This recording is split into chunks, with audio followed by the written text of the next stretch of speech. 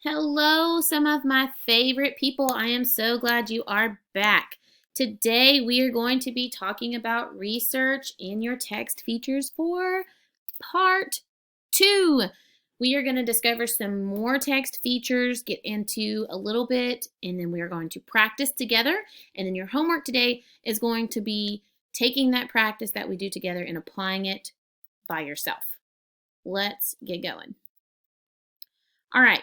A glossary. Many of you are familiar with this because you have used them before. When you are doing your ABC order, you will notice that your glossary is at the end of your story or your text, and they are organized in alphabetical order.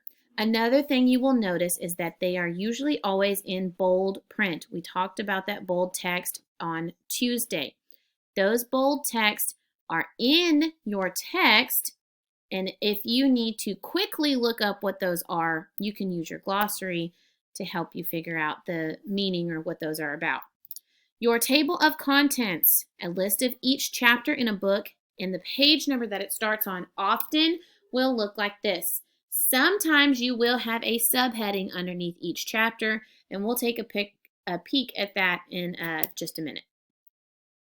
Okay? Now, every book has a title page. Almost every book. I cannot even specifically think of one that wouldn't. Now, not every book will have a table of contents, but the books that we are going to be using for our research will. Use your table of contents to help you find specific information. You can use this table of contents without having to read the entire book. You can use the chapter headings and the subheadings to help you find the information that you're looking for so you can get right to it and not have to waste time when you're in the situation where you wouldn't exactly have time to read the entire book. You can use that when you are looking at your test or other types of things that are going to come along as you keep going in school. Using this table of contents, if you can really get good at finding your subheading and narrowing it down, you will be able to find information quickly. Let's do this together, okay? Underline the title of the book. So just with your finger, unless you're on a touch screen, but just air draw what you think the title of the book is. This should be a review. We're going to go quickly. All About Dinosaurs. That is our title. Okay, draw a box around the name of the author by Dr. T. Rex Relic. Okay, circle the name of the person who drew the pictures. Okay, well, the person who wrote the book is the author. The person who illustrated it is the illustrator. Art Skeleton is the illustrator. Moving on to number 2. How many chapters does this book have? Think about it. Right now, we can see, using our table of contents, Chapter 1, Chapter 2, Chapter 3, Chapter 4, Chapter 5. There are 5 chapters in this book. Which chapter lists dinosaurs from A to Z? I'm going to look inside my chapters. Chapter 5, Dinosaur Dictionary. I know dictionaries are in alphabetical order.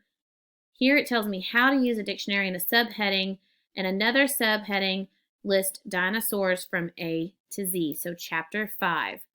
Clearly, I forgot to not fix that, but that's okay. We're just going to go. On which page does the section on museums begin? Well, I clearly know that there's going to be an 8 in there, but let's just look. Where would I find museums? Dinosaurs Today, Chapter 4, the first subheading is Museums on page 78. There we go, looky there. All right, quick lesson today. It should be a wrap up from Tuesday. So now you are going to find it. Go to the link in the Google Doc, find the assignment, see if you can find the answers by using the table of content. Okay?